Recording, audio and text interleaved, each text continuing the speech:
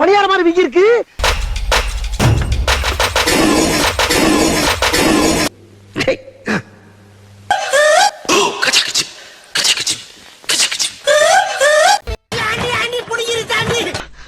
யாரும் பார்க்கல.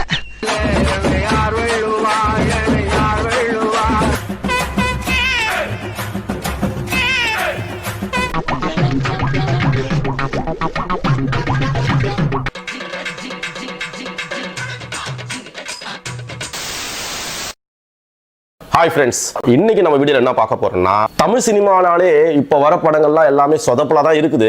அது வந்து இயக்குனர்கள் கதை எழுதி அவங்க தெரிஞ்சே சொதப்புனது. அதாவது அவங்க தெரிஞ்சே ஏதன கதையை படமா எடுத்து நம்ம பார்த்து நல்லா இல்லைன்னு சொன்னதுக்கு அப்புறம் தான் நம்ம எடுத்த படம் சொதப்பல்னு அவங்க தெரிஞ்சுக்கின விஷயம். ஆனா படம் எடுக்கும் போதே சில காட்சிகளை வந்து சொதப்பலா எடுத்து வச்சிருக்காங்க. அதுல ஒரு சில காட்சிகளை தான் நான் இன்னைக்கு உங்களுக்கு காட்ட போறேன். நீங்க என்ஜாய் பண்ணுவீங்கன்னு நான் கண்டிப்பா நம்புறேன். வாங்க வீடியோக்குள்ள போகலாம். விஜய் சேதுபதி வந்து நல்ல நல்ல கதைகளா தேர்ந்தெடுத்து தொடர்ந்து வெற்றி படங்களா கொடுத்துட்டு வர நடிகர்கள்ல அவர் வந்து முன்னோடியா இருக்கிறாரு.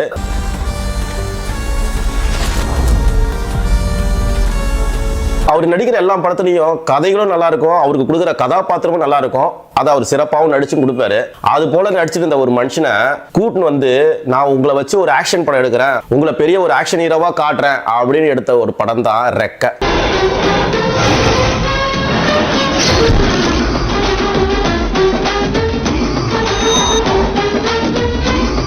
அந்த படத்துல ஒரு சண்டை காட்சி இருக்கு. அந்த சண்டை காட்சியில பாத்தீங்கன்னா ஒரு ராடை எடுத்து எல்லாருமே போட்டு வெளு வெளுன்னு எழுப்பாரு விஜய் சேதுபதி.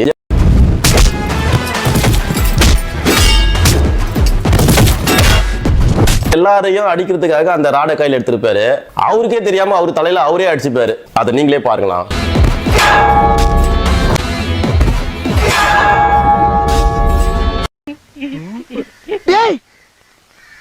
என்னடா பணியார மாதிரி விக்கி இருக்கு? புடச்சிருக்கா முளைச்சிருக்காரா?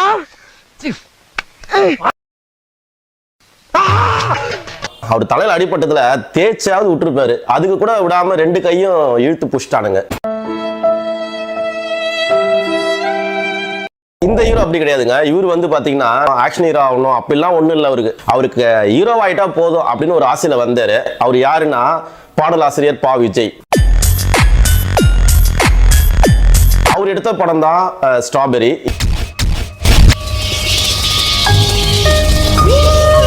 இது ஒரு த்ரில்லர் படமா அவர் எடுத்தாரு. அந்த படத்துல ஒரு காட்சியில வில்லனோட அடியாட்கள்லாம் வந்து சமுத்திரக்கனி அவர் வீட்டுக்கு வந்து மிரட்டத்துக்காக வருவாங்க.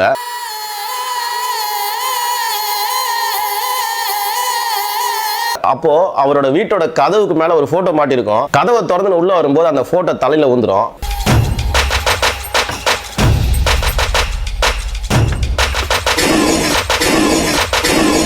அதை கொஞ்சம் கூட காட்டிக்காம இருந்தார் பாத்தீங்களா, அங்க நிக்கிறாரு அவரு. எந்த அளவுக்கு உலகம் வளர்ந்து போயிருக்குது. எல்லாரும் 1000 கோடி 2000 கோடின்னு கலெக்ஷன் பண்ணுகிறாங்க. இந்த ஒரு சின்ன விஷயத்த கூட நம்ம எடிட்டர் கவனிக்க மாட்டாங்க.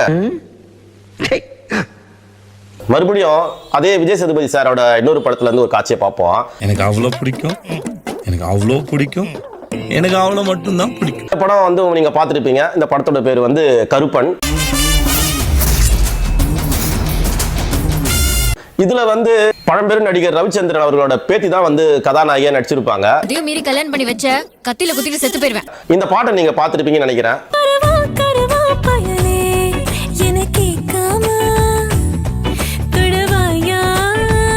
இந்த பாட்டுல அந்த கதாநாயகி அவங்க தலையை சுத்தி சுத்தி ஒரு டான்ஸ் ஆடுவாங்க. அப்போ தற்செயலா அவங்களோட சடை வந்து அந்த நெருப்புல போயிட்டு லைட்டா உராசி இருக்கும்.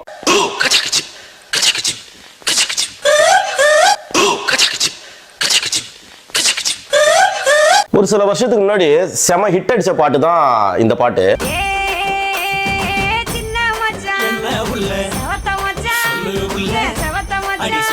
இந்த பாட்டுல ஆடுறது வந்து பிரபுதேவாவா இருந்தாலும் இந்த பாட்டை கோரியோகிராஃபி பண்ணது ஸ்ரீதர் மாஸ்டர். நல்லாவே பண்ணிருப்பாரு. குரூப் டான்ஸரை ஒரு வாகனம் மாதிரி ரெடி பண்ணி அது மேல வந்து நிக்கி கல்ராணி, அதாவது அந்த கதாநாயகி உட்காந்து வருவாங்க. அந்த காட்சியில அவங்க இறங்கும் போது தவறி கீழே ஊந்துருவாங்க.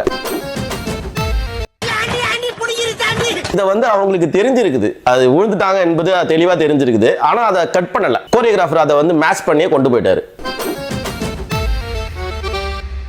நல்ல வேலைப்பா, யாரும் பார்க்கல. வின்னர் படத்துல வடிவேல் வந்து ஒரு சண்டைக்கு போயிட்டு சட்டெல்லாம் கிழிஞ்சிட்டு வந்திருப்பாரு. புரு தெரியாம செதச்சிட்டு வந்திருக்க, செதச்சிட்டு அவரு தான் அடி வாங்கி வந்திருப்பாரு. ஆனா என்ன சொல்லுவாருன்னா, சண்டையில கிழியாத சட்டை இருக்குதா அப்படின்ற மாதிரி ஒரு டைலாக் சொல்லுவாரு. சட்டை கிழிஞ்சிருக்கு, சண்டைனா சட்டை கிளியத்தாயா செய்ய, சண்டையில கிளியாத சட்டை எங்க இருக்கு? சண்டை போட்டு சட்டை கிழிஞ்சா பரவாயில்ல, ஆனா இங்க ஒருத்தருக்கு சண்டைக்கு போறதுக்கு முன்னாடியே பேண்ட் கிழிஞ்சிருக்கு. சென்னை 28 பார்ட் 2ல ஒரு காட்சியில 2 டீமும் வந்து மோதிக்கும். அப்படி மோதிக்கும் போது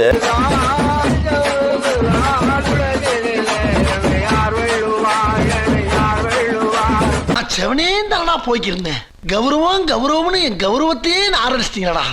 இதே போல இன்னொருத்தருக்கும் பேண்ட் கிழிஞ்சிருக்கு. அது யாருக்குன்னா, சிங்கம் படத்துல This is the time, sir. Posting order SP office. Back to news. நீ நினைக்கிற மாதிரிலாம் ஒண்ணும் இல்ல. சூர்யாவுக்கு இல்லங்க, இதுல வந்து குரூப் டான்ஸருக்கு தான். இந்த காதல் வந்தாலேன்னு ஒரு பாட்டு இருக்குது பாத்தீங்களா, அந்த பாட்டுல ரொம்ப விறுவிறுப்பா எல்லாருமே ஆடிட்டு இருப்பாங்க. ஹீரோ ஹீரோயின் குரூப் டான்ஸர் எல்லாரும் ஆடி இருப்பாங்க.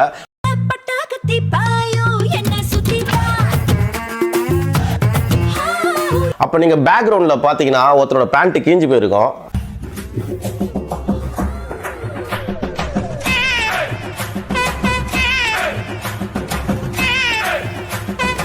காலை விரிச்சு விரிச்சு ஆடுறாங்க. அப்போ பேண்ட் கிழியாம என்னங்க ஆகும்? தளபதி அவர்கள் நடிச்ச படம் தான் சச்சின்.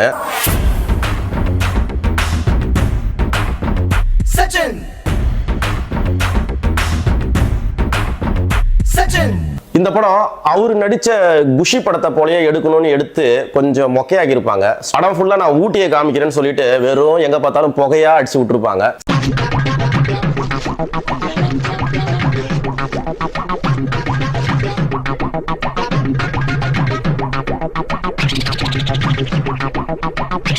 சரி, அது பரவாயில்ல, பட்ஜெட்டை கைக்குள்ள கொண்டு வரணும்னு ஏதோ ட்ரை பண்ணிக்கிறீங்க.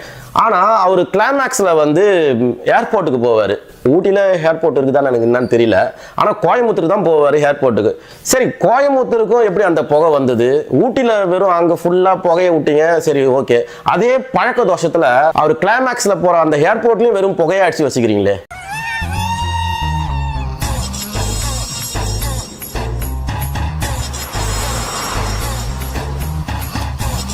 இதுக்கு தான் எதுவா இருந்தாலும் எந்த ஒரு விஷயத்தையும் பிளான் பண்ணாம பண்ணா இப்படித்தான். பிளான் பண்ணி பண்ணணும். ஓகே. இதே போல இன்னொரு காட்சி, இந்திரலோகத்தில் நான் அழகப்பன்னு வடிவேல் சார் ஒரு படம் நடிச்சிருக்காரு.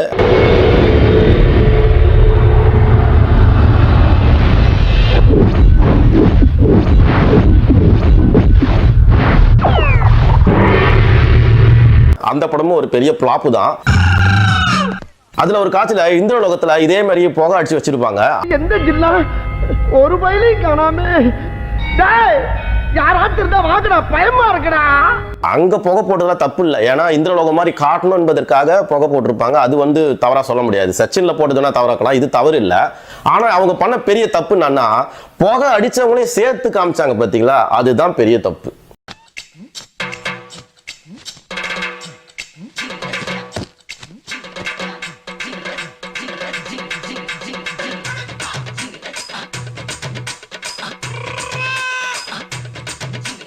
இதையே சரியா கவனிக்காதவங்க படத்தோட கதை திரைக்கதையெல்லாம் எப்படி சரியா கவனிப்பாங்க?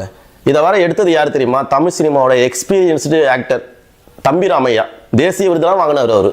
தம்பி, அவ யாருன்னு சொல்லு. அந்த ஏரியா கவுன்சிலர் வீட்டுக்கு அனுப்பி கரண்ட் கனெக்ஷனை வாட்டர் கனெக்ஷனை கட் பண்ணிடுறேன்.